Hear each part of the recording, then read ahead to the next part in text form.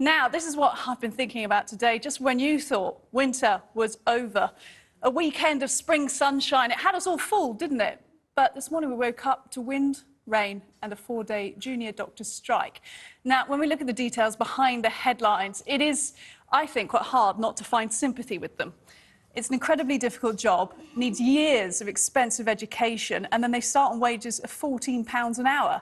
Is it any wonder that so many of them are jacking in the NHS and migrating to sunny Australia? I'm sort of half tempted to join them when I look at the weather today, but of course it's more serious than that, and where should the compromise be found? The government says that the calls from the BMA, from the doctors, for this 35% pay rise is, quote, completely out of step, and it would cost us £2 billion. And where is £2 billion even going to come from? The International Monetary Fund announcing to the world today that the UK is on track to be the worst performing advanced economy this year, predicting our GDP is going to shrink by minus 0.3% in 2023. Over the channel, the Eurozone is going to grow by 0.8% and the US will grow by 1.6%. And even Russia's economy is set to perform better than ours. What are our politicians doing while all this is happening? They're hurling insults at each other via campaign adverts, racing each other to the bottom in the hope of grappling power in elections a year and a half from now. In my mind, we don't have that time to waste. Joining me to discuss all of this, senior consultant and lecturer, Dr. Bharat Pankhania, and former advisor to Margaret Thatcher, Nile Gardiner. Thank you, gentlemen, both for joining on this important issue. I'm going to come to you first, though, Doctor, because obviously you've got the medical experience here, and I want to get your sense of just the kind of struggle that junior doctors face at the moment. It's a tremendous struggle, Rosanna. It is a struggle with an unbelievable amount of responsibility on young shoulders. And they work so hard and they look after our health and well-being. And this is serious training with appraisals, revalidation, relicensing, and a lot of responsibility. And a lot of responsibility with, this is the really important bit, Rosanna. It really is, and the media are not grasping it, which is this. This problem did not arise today. It arose when George Osborne started his austerity measures and has not increased pay for health workers, nurses, teachers, etc. over the last 12 years. So it isn't a pay rise. It is more a restoration of the pay that should have been over the last 12 years. And they're not asking for that pay to be reinstated immediately. It can be phased. Those are the issues. Now, when we think about where next from this, because by this point, the public in Britain have seen a wave of strikes throughout winter, and we've gotten used to seeing the government really not getting around the negotiating table, although there was some progress made with some of the transport strikes.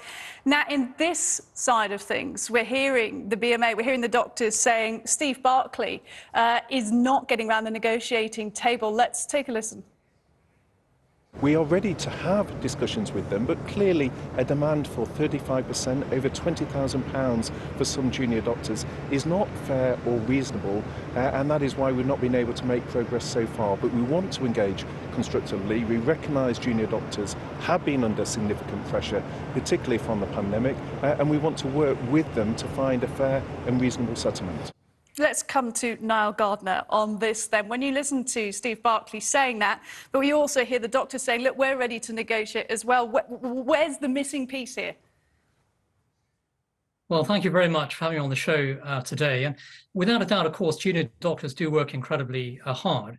And I think there is a lot of sympathy for junior doctors. However, the idea of going on strike for several days, putting lives at risk, I think fundamentally goes against everything that doctors are supposed to stand for. And this is completely the wrong strategy and tactic.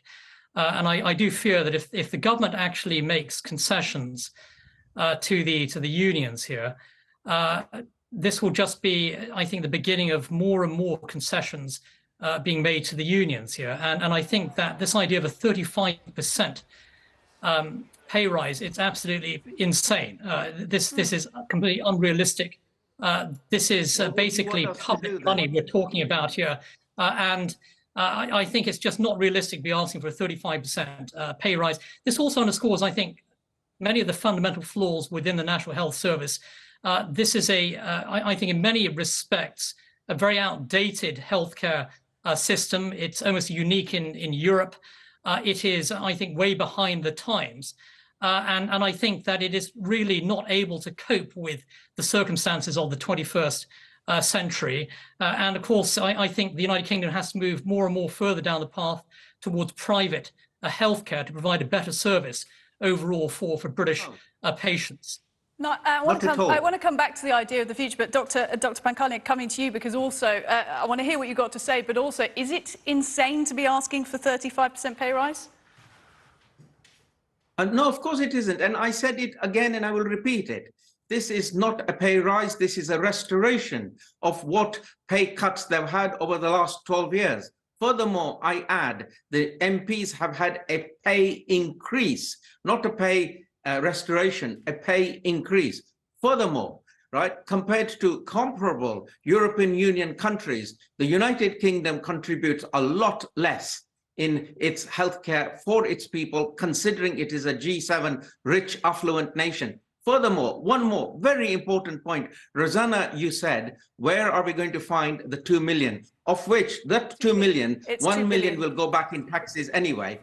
Just a second. So Liz Truss and her crazy Chancellor, Kwasi Kwarteng, lost the country £65 billion, which the Bank of England had to find and fund.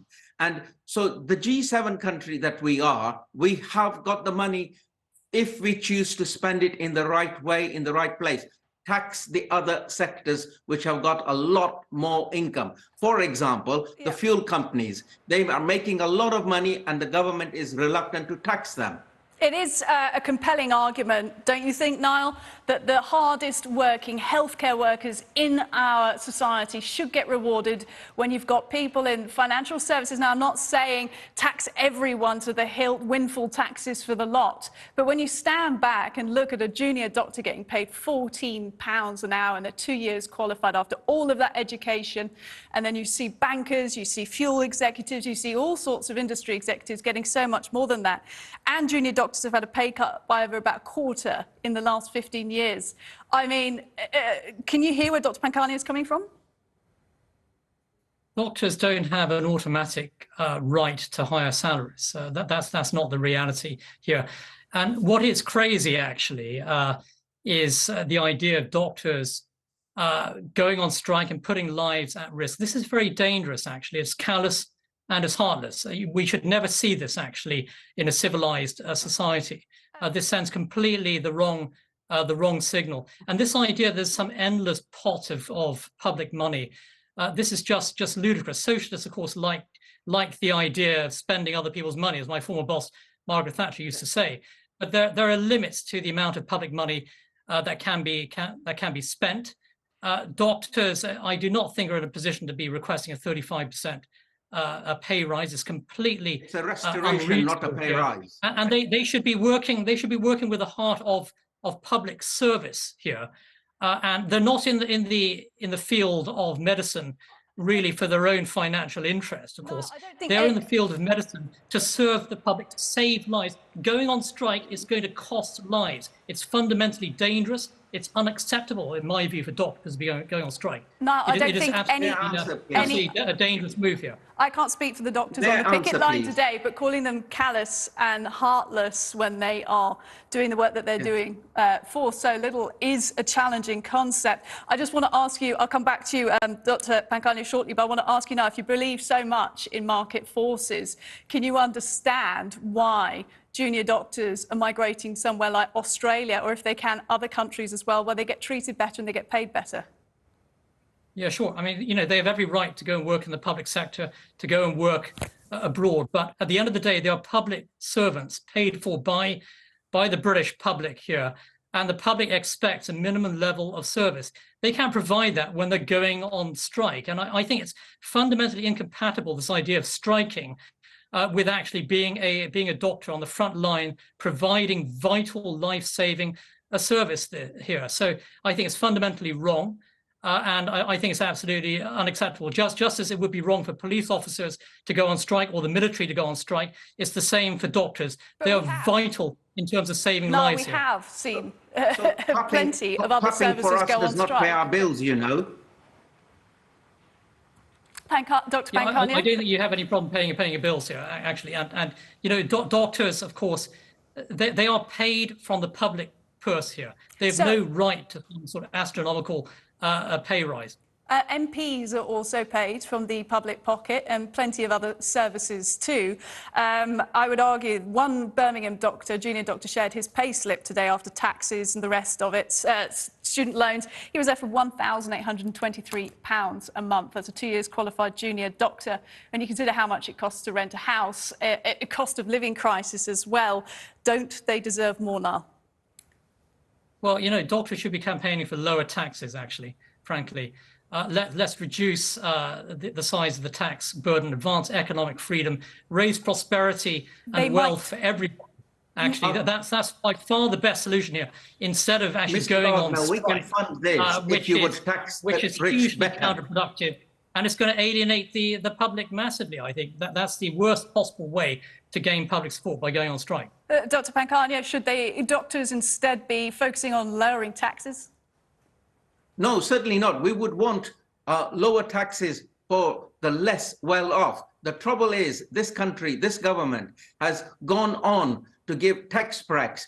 The current Chancellor of the Exchequer gave a huge tax break to the rich who can afford to top up their pensions above the £1 million cap. And then they're telling us, they have the gall to tell us that we are cutting taxes. You are not cutting taxes. You're cutting taxes for the rich, the already rich. If you were to tax the oil companies, the Starbucks of this world, the Amazons of this world, you would find the money to pay for the teachers, the doctors, the nurses, the education people. You would. The issue is you do not want to do that.